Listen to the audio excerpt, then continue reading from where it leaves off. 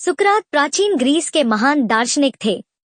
उन्होंने पश्चिमी दर्शन के विकास में महत्वपूर्ण भूमिका निभाई और इसी कारण उन्हें पश्चिमी दर्शन का जनक कहा जाता है। सुकरात के अनुयायी या उनकी दार्शनिक पद्धति से जुड़े शब्दों को सुकरात कहा जाता है। सुकरात की कहानियां ज्ञान का भंडार हैं। सुकरात की दार्शनिक पद्धति में दूसरों से सवाल करके सत्य की खोज की जाती थी। आइए सुनते हैं सुकरात की लघु कहानी 3 छोटे प्रश्न। सुकरात बहुत ज्ञानवान और विनम्र थे। एक बार वे बाजार से गुजर रहे थे तो रास्ते में उनकी मुलाकात एक परिचित व्यक्ति से हुई। उस सज्जन ने सुकरात को रोककर कुछ बताना शुरू किया। वह कहने लगा कि क्या आप जानते हैं कि कल आपका मित्र आपके बारे में क्या कह रहा था। सुकरात ने उस व्यक्ति की बात को वहीं रोकते हुए कहा, सुनो भले व्यक्ति, मेरे मित्र ने मेरे बारे में क्या कहा यह बताने से पहले तुम मेरे 3 छोटे प्रश्नों का उत्तर दो। उस व्यक्ति ने आश्चर्य से कहा, 3 छोटे प्रश्न। सुकरात ने कहा, हाँ 3 छोटे प्रश्न। पहला प्रश्न तो यह कि क्या तुम मुझे जो कुछ भी बताने जा रहे हो वह पूरी तरह सही है। उस आदमी ने जवाब दिया, नहीं, मैंने अभी अभी यह बात सुनी और।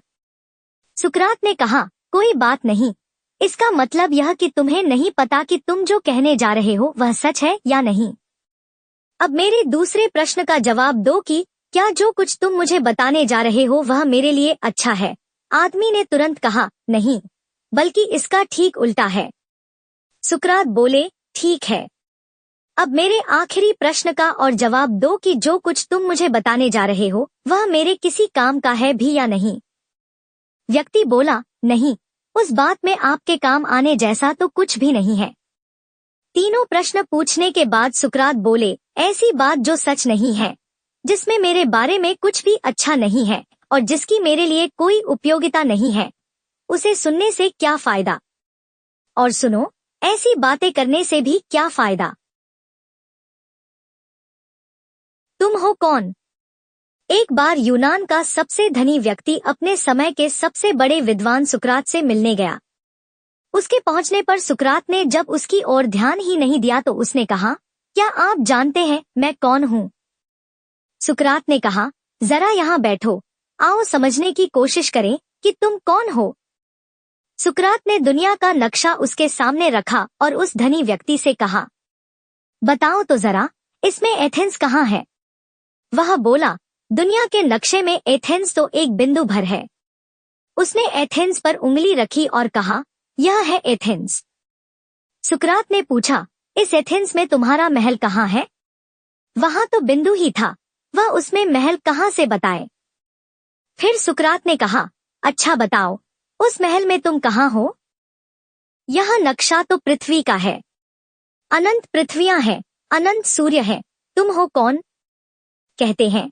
जब वह जाने लगा तो सुकरात ने वह नक्शा यह कहकर उसे भेंट कर दिया कि इसे सदा अपने पास रखना और जब भी अभिमान तुम्हें जकड़े यह नक्शा खोलकर देख लेना कि कहाँ है एथेंस, कहाँ है मेरा महल और फिर मैं कौन हूँ। बस अपने आप से पूछ लेना। वह धनी व्यक्ति सिर झुकाकर खड़ा हो गया तो सुकरात ने कहा, अब तुम समझ गए होंगे कि वास्तव में हम कुछ नहीं है, लेकिन कुछ होने की अकड़ हमें पकड़े हुए है। यही हमारा दुख है, यही हमारा नरक है। जिस दिन हम जागेंगे, चारों ओर देखेंगे तो कहेंगे कि इस विशाल ब्रह्मांड में हम कुछ नहीं है। शादी करनी चाहिए। दार्शनिक सुकरात के कई शिष्य थे।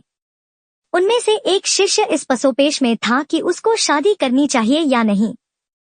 उसने अपने मित्रों, रिश्तेदारों, सगे संबंधियों, परिचितों और बुजुर्गों सभी से अपने अपने ढंग से सलाह ली। किसी ने कहा कि शादी कर लेना और घर बसा लेना, इससे जीवन व्यवस्थित हो जाएगा। वो अपनी बात के पक्ष में तरह तरह की दलीलें देते थे।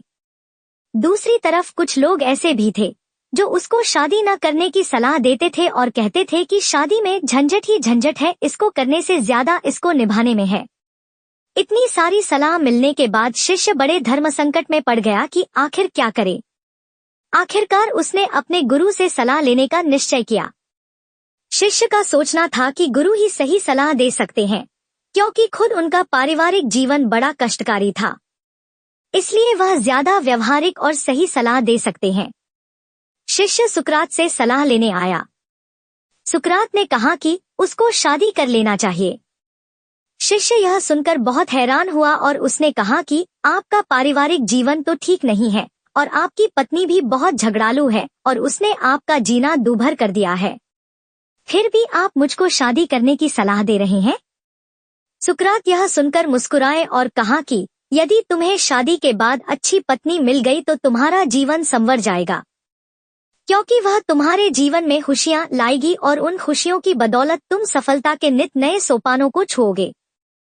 और यदि मेरी पत्नी जेनथिप की तरह कर्कश पत्नी मिल गई तो तुम्हारे जीवन में इतनी समस्याएं हो जाएंगी कि तुम मेरी तरह दार्शनिक बन जाओगे। यानी कुल मिलाकर शादी किसी भी तरह से घाटे का सौदा नहीं है। दोस्तों, आपको सुकरात की यह ज्ञानवर्धक कहानी कैसी लगी, कृपया अपने विचार कमेंट बॉक्स में लिखें। दोस्तों, और भी ऐसी कहानियां सुनने के लिए कृपया हमारे चैनल को सब्सक्राइब करें। धन्यवाद।